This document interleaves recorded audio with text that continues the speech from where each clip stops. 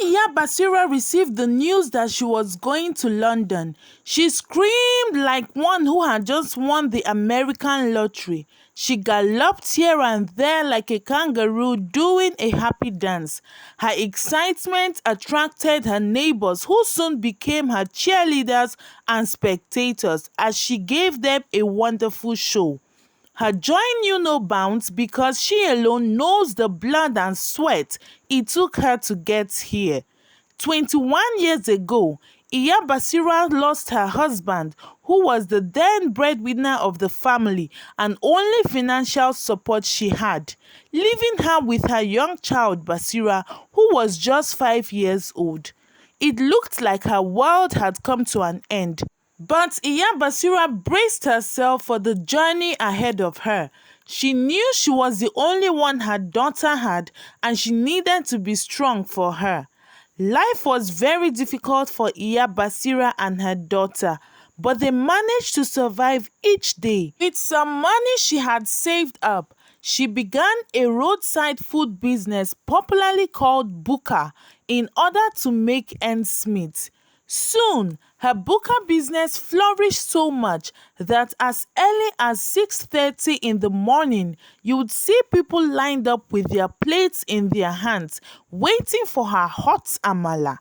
People called her the amala legend. In fact, if you ever ate her amala with ewedu and goat meat, you will dream about it for 3 days straight. With her cooking business, she managed to raise her only daughter Basira, whom everyone simply called Basi. That child was her pride and joy. From primary school all the way to the university, Iya Basirat carried the responsibility on her pepper-stained wrappers. Eventually, Basi graduated, married a quiet Yoruba man based in London, and left Nigeria. And that, my besties, marked the beginning of a new era for Iya Basirat and her family. One afternoon, her phone rang inside the canteen. It was a video call. When she picked up, she saw her daughter heavily pregnant. "Mommy, I am due in a few weeks. Please come and stay with me for omugwo." Iya Basirat screamed so loudly that a customer eating eforiro nearly dropped his spoon. "What? You want me to come to London? Ah, my enemies have failed. God has finally buttered my bread." From that day on, she announced her London trip to everyone who entered her buka. "You will soon see me on CNN. I am traveling abroad. If you don't see me again, it means I have landed in London." Oh. Even her landlord, who had been troubling her for rent, could not get angry anymore. Who argues with someone who is about to travel to London? The day of her flight finally arrived. If you had seen Iya Basirat at the Murtala Mohammed Airport, you would know immediately she was a first-timer. She tied her wrapper, wore her special lace which she reserved only for weddings and naming ceremonies, and topped it with a massive gele. Her Ghana must-go bag was legendary. It contained dry fish, fermented locust beans also known as iru, ground crayfish, amala flour, dried ewedu leaves, and 2 full painters of garri. All this she spent one straight week buying and packing before her flight. A customs officer, after checking the contents of her bag, almost fainted. "Madam, do you want to start a supermarket business in London? Ha, you cannot carry all of this." Oh. She clapped her hands in protest. "Officer, do you want to kill me? You want white people to eat me alive with their bread and butter? Leave my garri alone, oh. And what do you mean I can't go with my amala? Ah, it is the only thing that balances my spirit. You can collect one Titus fish, no problem, but leave every other thing for me." Eventually, after they removed a few items, she was allowed to board the plane. Inside the plane, Iya Basirat greeted everyone she came across. "Ah, Daddy, good morning, oh. Good morning, auntie. Good morning, sir. You are welcome to our plane. When the crew began to demonstrate the safety instructions, she shouted, "Wait, oh, tell the driver not to move yet. Let me finish my prayer. I don't want to hear any bad story." When the plane finally lifted into the sky, she screamed again. She was so scared she had to hold the hands of a fellow passenger. Finally, the plane stabilized and Iya Basirat looked through the window and shouted, "Jesus, Jesus, we are flying. God has won. The witches of Mushin have failed. I am inside plane, oh. I am flying plane, oh." The passengers burst into laughter. When Iya Basirat was served food in the plane, she looked at it with disgust. "Don't you people have amala or something I can manage? I don't understand these white things you people put inside the plate for me." She was finally served jollof rice, which she managed to eat. When she arrived at Heathrow Airport, the cold nearly knocked her down. She could not understand how ordinary September weather could be stronger than the harmattan, but she was very excited to see her daughter and son-in-law. "Basira, so this is how you people live. This is not abroad, oh. This is a freezer." Her son-in-law quickly covered her with a blanket. As they rode home, Iya Basirat couldn't help but wonder at the beautiful city of London. "Ah, this place is too fine. See, everywhere is so clean.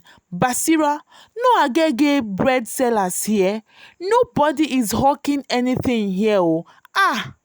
When they reached the house, she froze again. Everything was spotless. No stray Maggi wrapper, no children crying in the distance, no large compound with so much noise. "Ha! This place looks like a mortuary. Where is the neighbor blasting Fuji music? Where is the child crying without reason? No mothers screaming at their 7 kids? Eh? This place has no life." She finally met her grandchild. She let out tears of joy as she cuddled the newborn in her arms, her first grandchild. "This one has our family's nose," she said, laughing.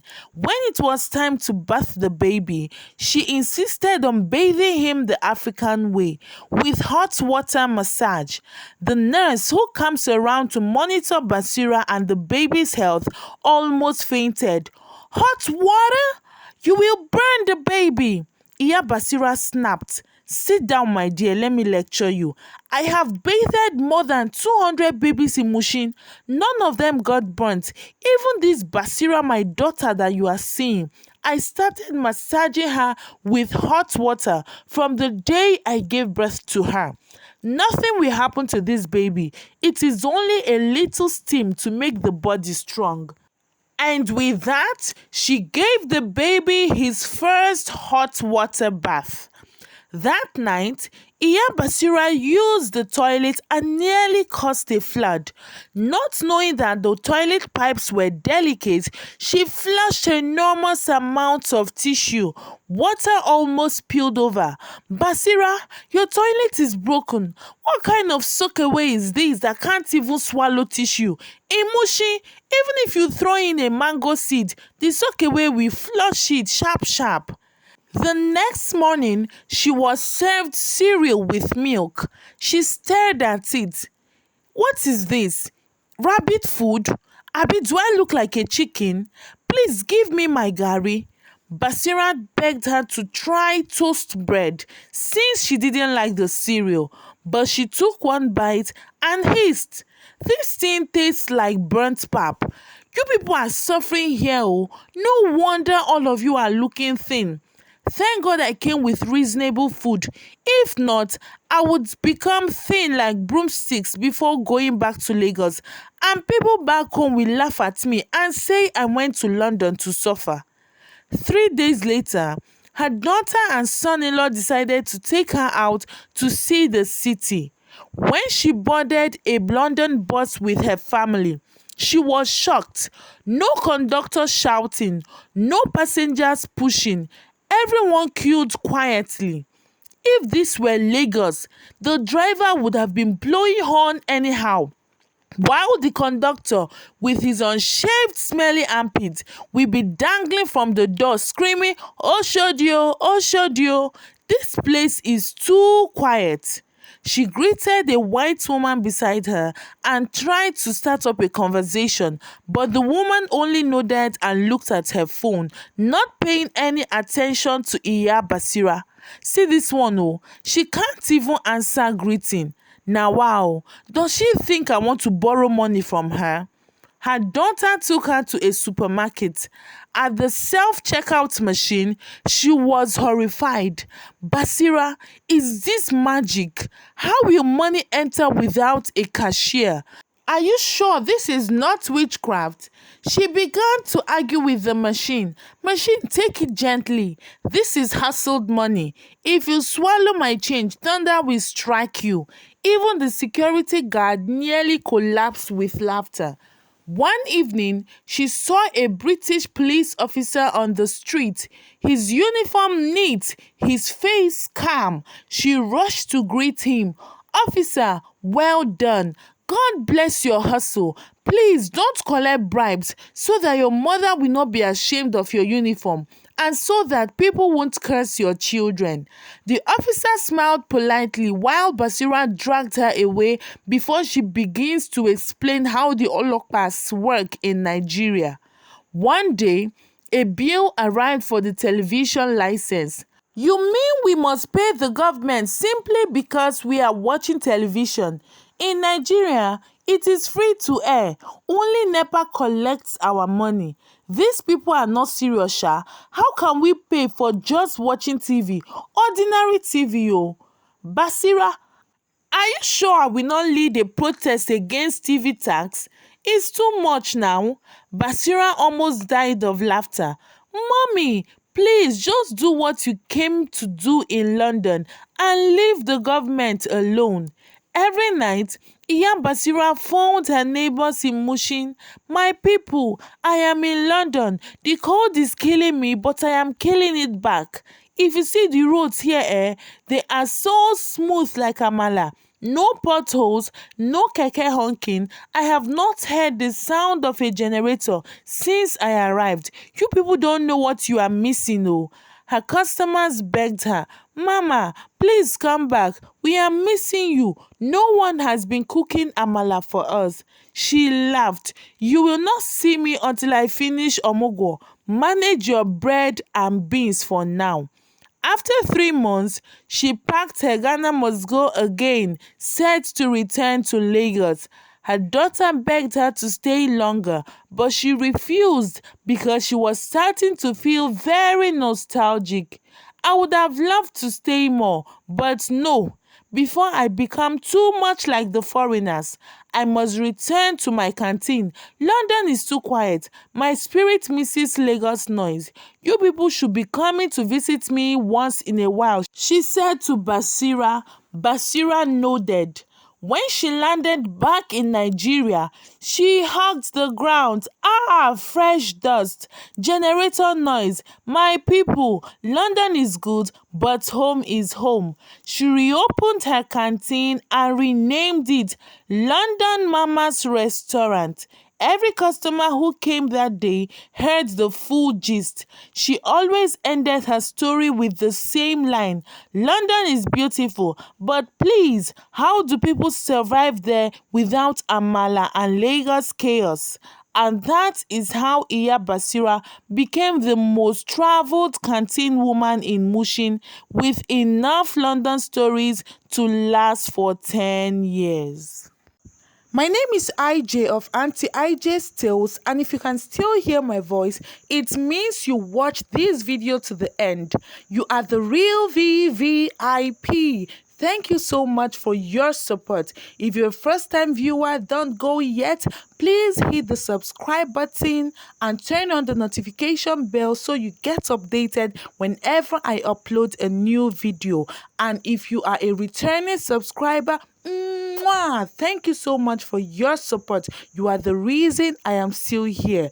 Thank you and see you in my next video. Bye bye.